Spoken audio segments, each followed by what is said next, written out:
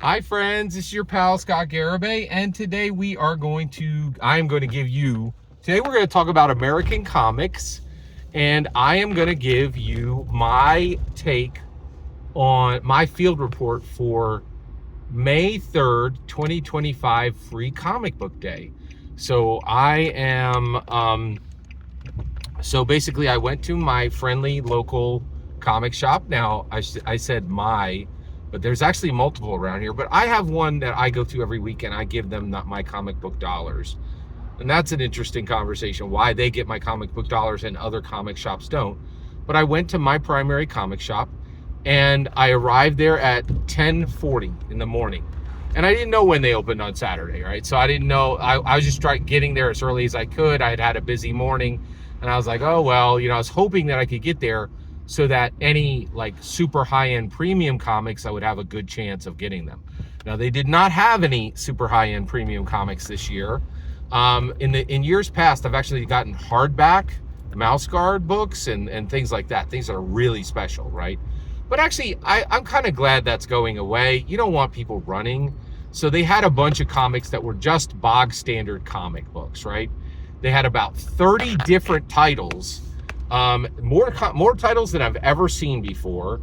And the owner of the comic book shop was there. That's kind of a big deal. And he's been working there more. And the reason why is it's rough nowadays. Normally he would have his little minions work in the shop, but I've been seeing him there. When I've been going, he's there, right? And the reason why is it saves him money, right? Like in the old days, he had more money, but 4 years of Biden, we got money now, right? So he's actually there, right? So he opened up the shop and there was a line. I was in line with 8 people, which is pretty wild for Free Comic Book Day. And here's what he said when we went in. He said, okay, so first of all, there's 30 different comics that you can get. And here's the rule. And so he was very nice about it, but he said, here's the rules.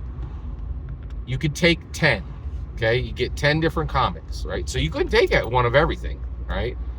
Second, you can only take 1 copy of any one comic book. So you can't take 2 or 3 copies of your favorite, right? Next, and I feel this was unfair, okay?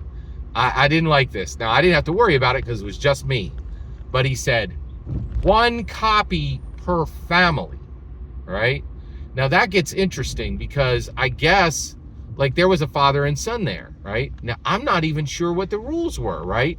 Were they only allowed to get 10 between the 2 of them? Or were they each allowed to get 10? I don't know. That's a really good question. And I got my comics and get this, I got my comics and I was out. And the reason why is I have 4 comic shops around my area where I can go and get free comics, right? So I'm giving myself the best chance of getting all 30 comics,